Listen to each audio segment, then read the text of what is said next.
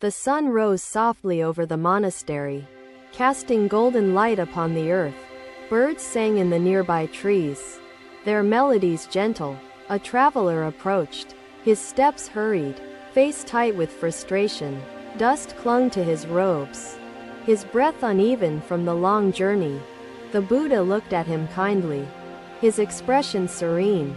He picked up a small oil lamp resting beside him. He clenched his fists, words trembling upon his lips. "I have come from far away," he said, voice sharp. "I seek truth, but I am met with confusion and contradiction." Buddha studied him, gaze steady, unshaken by urgency. Truth is not bound by place. It does not hide nor contradict itself. The traveler frowned, stepping forward. Many speak of wisdom. Some claim knowledge is power. Others say it is an illusion. Who is right? Buddha gestured to the pond nearby, its surface calm beneath the morning light. "See the water. What does it reflect?" The traveler turned, staring at the pond. "It reflects the sky, the trees, and my own face staring back." Buddha lifted a small stone and dropped it into the water. Ripples spread outward, distorting the reflection into shifting patterns. "When the water is undisturbed, the reflection is clear," Buddha said. "When troubled, the image is broken, its truth lost." The traveler watched as the ripples faded, leaving the surface still again. The reflection of the sky restored. Buddha spoke, his voice steady like the flowing river. "The mind is like water. If disturbed, it twists perception, obscuring truth." The traveler sighed, rubbing his forehead. "But how do I keep my mind still? People speak. Their words anger and confuse me." Buddha smiled gently. "If someone offers you a gift and you do not accept it, to whom does the gift belong?" The traveler hesitated. "It belongs to the one who offered it." Buddha nodded. "So it is with anger. If you do not accept harsh words, they remain with the one who speaks them." The traveler thought deeply. His fists loosened, his breath grew steady. The weight he carried seemed to lighten within his chest. A disciple nearby spoke, his voice soft with realization. "Master, when people insult you, do you not feel hurt?" Buddha smiled, his eyes reflecting the morning light. "A flame cannot burn where there is no fuel. Words only harm when we cling to them." The disciple bowed his head, understanding filling his heart. The traveler sighed, feeling as if a great burden had been lifted. "Master," the traveler said, voice quieter now, "what if anger rises within me before I can reject it? How do I stop it?" Buddha reached for a small bowl and filled it with water. He lifted it and held it steady before his disciples. "If a man shakes the bowl, the water spills," Buddha said. "But if the bowl is set down, the water remains calm." The traveler watched as Buddha placed the bowl on the ground, the surface settling within moments, still and undisturbed. "Do not carry anger," Buddha continued. "If you hold it within you, it will spill over. Let it go, and it will fade." The traveler bowed deeply, his heart lighter. "I understand now, Master. I have carried anger for too long. I will put it down." Buddha smiled, his hands resting upon his knees. The path to peace is walked with wisdom and patience. Each step lightens the heart. The morning wind stirred the leaves, rustling softly. The traveler turned to leave, his footsteps slower, more deliberate. The disciples watched him go, their own minds reflecting upon the lesson, their hearts lighter, their understanding deepened. Buddha closed his eyes, breathing in the fresh air, his presence unwavering, like the still water in the lotus pond. Thus, the lesson remained, passed from disciple to disciple, carried through time like the wind, unbound, unfaltering. Another day, the sun rose over the monastery, casting golden light upon the earth. The air was fresh, carrying the scent of blossoms. Another day, a scholar arrived, his robes pristine, his posture rigid with confidence. He carried scrolls, his expression serious and focused. Another day, he stepped into the clearing where Buddha sat beneath the Bodhi tree. Disciples gathered in quiet reverence, listening to wisdom. The scholar bowed briefly but did not kneel, his eyes sharp with challenge. He adjusted his scrolls, clearing his throat. "Master," he said, voice steady, "I have studied many teachings. Knowledge is vast, but truth is elusive." "What is truth?" Buddha gazed at the scholar, his expression kind but unwavering. "Truth is not a thing to grasp. It is a way to see." The scholar frowned, adjusting his robes. Men argue over truth. Philosophers debate endlessly. How can one know without certainty? Buddha gestured toward the sky, its blue expanse stretching far and clear. The sky is vast, clouds may pass, but the sky remains. The scholar tilted his head, eyes narrowing. Yet one may argue the sky changes, darkening with storms, shifting with time. Buddha lifted a small bowl and filled it with water. He placed it before the scholar, its surface still and undisturbed. "Look into the water," Buddha said. "What do you see?" The scholar leaned forward, gazing into the bowl. "I see my reflection, clear and unchanged." Buddha reached for a stone and dropped it into the bowl. Ripples spread outward, distorting the image upon the water. "When disturbed, the reflection shifts," Buddha said. "But when left alone, it returns to clarity. Truth is seen when the mind is still."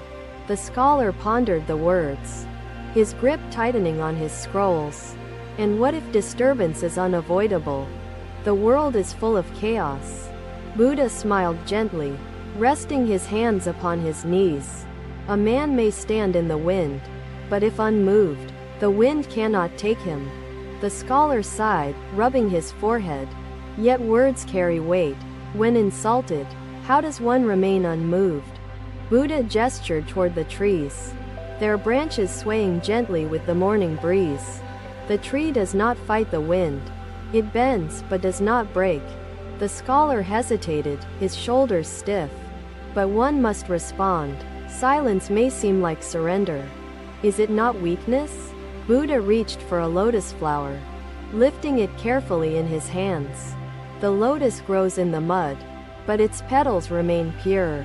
The scholar stared at the flower, breath slowing.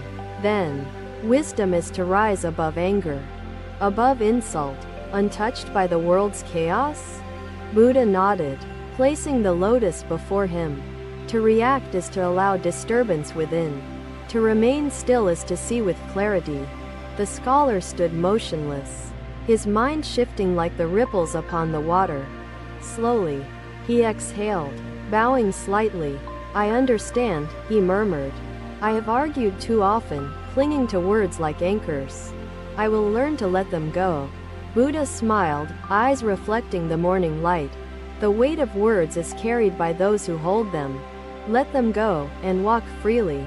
The scholar turned, his footsteps slower, more deliberate, his heart lighter as he left the monastery. The disciples watched, their own minds reflecting upon the lesson. Their understanding deepened. Buddha closed his eyes, breathing in the fresh air, his presence unwavering, like the still water in the lotus pond. Thus, the lesson remained, passed from disciple to disciple, carried through time like the wind, unbound, unfaltering. Another day, the sun rose over the monastery, casting golden light upon the earth. The wind carried the scent of fresh blossoms. Another day, a young disciple arrived, his robes creased, his shoulders heavy with burden. His eyes reflected uncertainty, searching for guidance. Another day, he stepped into the clearing where Buddha sat beneath the Bodhi tree. Disciples gathered, listening with quiet reverence. The disciple bowed deeply but did not rise. His forehead touched the earth as his breath wavered with unspoken trouble. "Master," he whispered, voice trembling, "I have failed. My heart was filled with anger. I could not control it." Buddha gazed at him, kindness in his eyes. "Tell me, what stirred this anger within you?" The disciple hesitated, struggling for words. I was mocked. They called me foolish, doubted my wisdom. I could not bear it. Buddha gestured toward a nearby lotus pond, its surface shimmering beneath the morning light. See the water. What does it show? The disciple turned, watching the still pond. It reflects the sky, the trees, and those who stand before it. Buddha lifted a small stone, dropping it into the pond. Ripples spread outward, distorting the reflection upon the water's surface. When disturbed, the reflection shifts, Buddha said. Anger is like the stone. It disturbs the mind, breaking its clarity. The disciple bowed his head, frustration tightening in his chest. But I could not remain silent. Master, should I allow insults? Buddha reached for a bowl and filled it with water. He held it before the disciple, his hands steady and sure. If a man shakes this bowl, the water spills, Buddha said. But if left undisturbed, the water remains calm. The disciple watched as Buddha placed the bowl down, the surface settling, still and unwavering. Buddha continued, his voice soothing as the morning breeze. To react is to carry anger. To remain still is to let it pass. The disciple sighed, rubbing his forehead. But silence feels like surrender. If I do not speak, do I not seem weak? Buddha smiled gently. A flame cannot burn where there is no fuel. Words only harm when we hold on to them. The disciple thought deeply, his breath slowing. Master, what if the anger rises within me before I can reject it? Buddha reached for a lotus flower, lifting it carefully in his hands. The lotus grows in the mud, yet its petals remain pure. The disciple stared at the flower, his heart lighter. Then wisdom is to rise above anger, untouched by insult or judgment. Buddha nodded, placing the lotus upon the earth.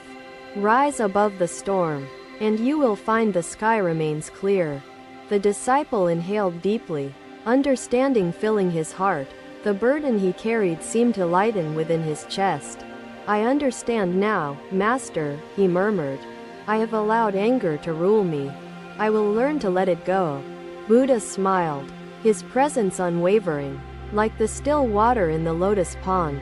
The path to peace is walked with patience. The morning wind stirred the leaves, rustling softly. The disciple stood, his footsteps steadier, more deliberate. The disciples watched, their own minds reflecting upon the lesson, their hearts lighter, their understanding deepened. Buddha closed his eyes, breathing in the fresh air, his presence like the unwavering flame, steady, unshaken. Thus, the lesson remained, passed from disciple to disciple, carried through time like the wind, unbound, unfaltering. It enriches with its presence. In the same way, the Buddha said, a city must nourish rather than deplete. Thank you for watching. Buddha's teachings are always with you. Subscribe to our channel and we will see you in the next video.